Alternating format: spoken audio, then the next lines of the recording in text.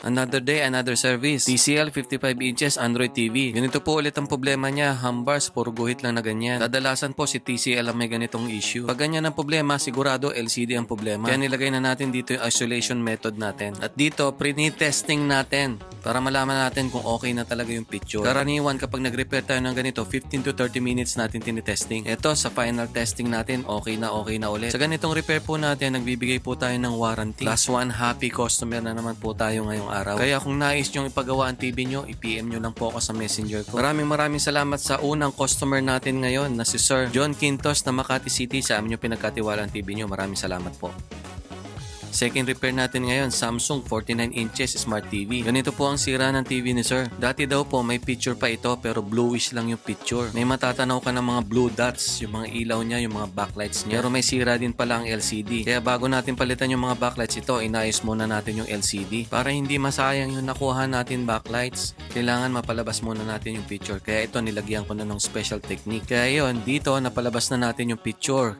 Kaya makikita na ng malinaw yung mga blue dots tsaka bluish yung picture niya. Successful naman yung pag-repair natin ng LCD. Makinis na makinis yung picture. Kaya proceed na tayo dito sa second repair natin sa sira ng TV na ito. Ito yung mga luma niyang backlights. Natanggal na yung mga diffuser lens niya. Matagal na rin kasi itong TV. Gamit na. Nasulit na ni Sir yung paggamit sa TV. Pero syempre, kailangan natin extend yung buhay ng TV. Kaya papalitan natin yung mga backlights. Ito na yung itsura ng mga ilaw ng backlights. Nung nabuksan natin, kulay blue na talaga. Maraming pundi, nagsitanggal lang yung mga diffuser lens. Kaya pinalitan na kagad natin yung mga backlights. Ito na yung naipalit natin brand new backlights. Napakalinaw, napakaliwanag at puting-puti. Yan ang normal color ng mga backlights. Nakuha natin itong original set ng backlights na ito sa ating magiting na supplier na si Master Jonathan. At ito na yung final repair output natin. Maayos na maayos yung LCD, malinaw at walang kaguhit-guhit. At yung dating bluish na madilim na picture ngayon maliwanag na ulit. Parang brand new ulit ngayon yung TV. Napakalinaw talaga. Mapapawaw ka na lang talaga.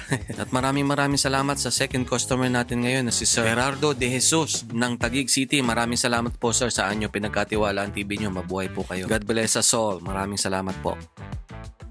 Ito naman ngayon yung third repair natin ngayong araw. TCL 55 inches Google TV. Ganito po ang problema niya. Kung papansinin natin, ganito makikita nyo yung picture flickering image at may maliwanag doon sa may gitnang side ng LCD. Kapag pinagtyagaan daw ni na sir ito ng matagal, nagdodoble na yung imahe. Wag po sana natin gagawin yung ganito kasi kapag ganun na may problema na ang TV at pinagtyagaan pa rin lalong lumalala. Hindi naman po kasi alam ng karamihan kaya hindi natin sila masisisi. Kaya dito nag-isolate tayo ng panel. Hinanap natin kung saan banda yung sira, kung left or right ba. Doon sa may kanan malinaw ang picture, dito sa may kaliwa talaga nag-flicker yung picture. Kaya sigurado dito sa may kaliwa ang problema, kaya dito natin nilagay yung isolation and modification technique natin. Ito na yung final output nung tinesting natin ng mga 15 to 30 minutes ang TV. Still napakalinaw, ang linis-linis, walang kaguhit-guhit. Napakaganda pa ng picture ng TV na ito. Oh. Pop na pop yung kulay, labas na labas talaga yung RGB colors niya. QLED TV ito pero parang lumalaban sa mga OLED tsaka sa mga QNED TVs na models. Dito nyo makikita yung kalidad ng kulay ng picture. Kapag yung color red, talagang pulang-pula. Yung iba kasi ng mga low grade na picture, low grade na LCD, parang yung kulay pula niya, parang nagkukulay pinkish na. Buti na lang successful natin nagawa itong TV.